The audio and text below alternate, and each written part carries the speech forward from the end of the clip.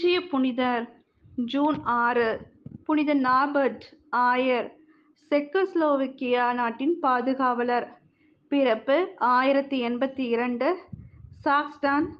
இறப்பு 1134, மக்டேபுர்க். புனிதர் பட்டம் 1582, 13ஆம் கிரகோரி. இவர் அரச குலத்தில் தோன்றியவர். ஆழமான அறிவுத்திறமை உடையவர். ஆழ்ந்த தெய்வ பக்தியின் காரணமாக இளமையிலேயே குருத்துவத்தை விரும்பினார். ஆனால் இவர் இளைஞரானதும் அரண்மனையில் பிரபுக்கள் போன்ற உயர்ந்த குலத்தாரோடு சேர்ந்து உலக இன்பங்களை அனுபவித்ததால் குருவாகும் ஆசை போய்விட்டது. ஒருமுறை இவர் குதிரையின் மேல் ஏறி வேறு ஊருக்கு செல்லும் போது எதிர்பாராத விதமாக புயல் காற்றும் இடி மின்னலும் உண்டானது. இவருக்கு முன் இடி விழவே குதிரை நிலை தடுமாறி அவரை கீழே தள்ளியது.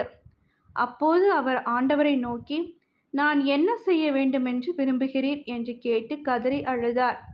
தீமையை நீக்கு, நன்மையை செய், புறப்படு, அமைதியை தேடி கண்டுபிடி என்று உடனே ஓர் குரல் கேட்டது.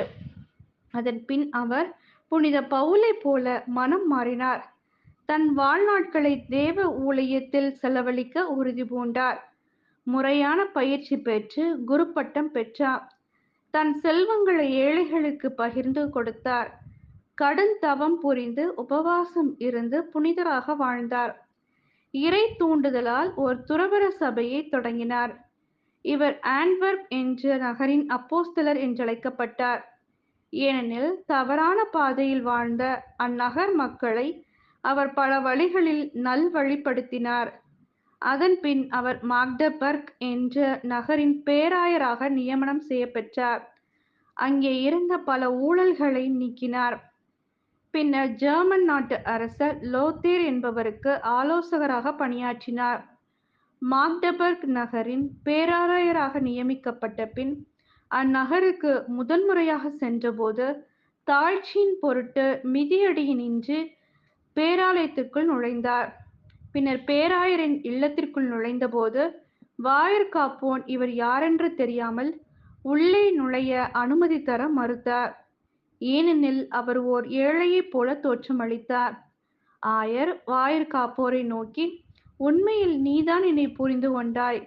எனது நிலையை அறிந்து கொள்ளாதவர்கள்தான் என்னை பேராயர் பதவிக்கு உயர்த்தி இந்த இல்லத்திற்கு வர கட்டாயப்படுத்துகிறார்கள். நானோ தகுதியற்றவன், வறியவன் என்றார். பின்னர் வாயிற்காப்போன் தன் தவறை உணர்ந்து புனிதரிடம் மன்னிப்பு கேட்டார். ஆயர் நாபர்ட் ஏற்படுத்திய சபை நார்பர்டைன் என்று அழைக்கப்படுகின்றது. இவர் திவ்ய நற்கருணை மீது தனிப்பெரும் பக்தி கொண்டிருந்தார்.